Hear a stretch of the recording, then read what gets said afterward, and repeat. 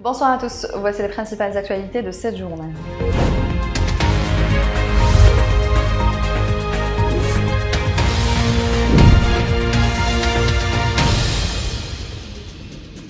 La Fédération algérienne de football est disposée à saisir le tribunal arbitral du sport de Lausanne dans le cas où le verdict attendu de la Fédération internationale ne sera pas favorable à l'équipe nationale.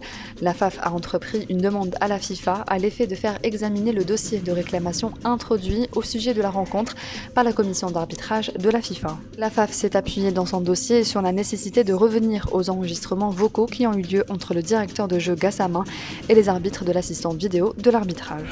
Le président de la République Abdelmadjid Tebboune a mis fin ce mardi aux fonctions de Issa Belkhdal, conseiller auprès du président de la République chargé des associations religieuses pour violation du devoir de réserve, indique un communiqué de la présidence de la République.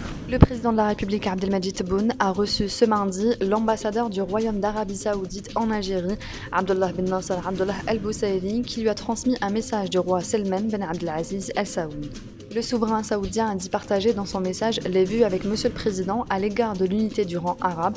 À cette occasion, il a affirmé au président de la République l'attachement du Royaume d'Arabie Saoudite à sa position constante à l'égard de la cause palestinienne pour l'établissement de l'État de Palestine sur les frontières de 1967 avec Al-Quds Est comme capitale et ce, conformément à la légalité internationale.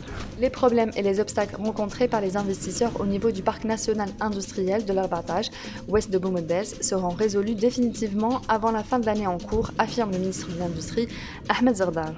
En tant que secteur, notre objectif est de résoudre définitivement les problèmes dont souffre cette région prometteuse et de la meilleure façon afin de la relancer et de l'activer réellement et sur le terrain avant la fin de l'année en cours, d'autant plus que le taux d'avancement des travaux de son réaménagement a atteint 80% à ce jour, ajoute le ministre. La Cour d'Alger a décidé ce mardi de reporter au 10 mai prochain le procès en appel des mises en cause impliquées dans l'affaire GB Pharma et du financement occulte de la campagne électorale de la présidentielle annulée d'avril 2019, dans laquelle sont poursuivis les deux anciens premiers ministres Ahmed Ouyahia et Abdelmalek Sellal, ainsi que l'ancien ministre Abdelghani Zaalam.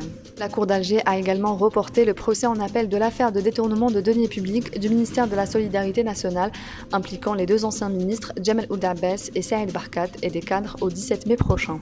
Le procès en appel de l'ancienne ministre de l'Industrie Jamila Tamazirt a été reporté au 24 mai. C'est la fin de ce journal, merci de l'avoir suivi. On se retrouve demain à la même heure sur nos réseaux sociaux. Excellente soirée à tous.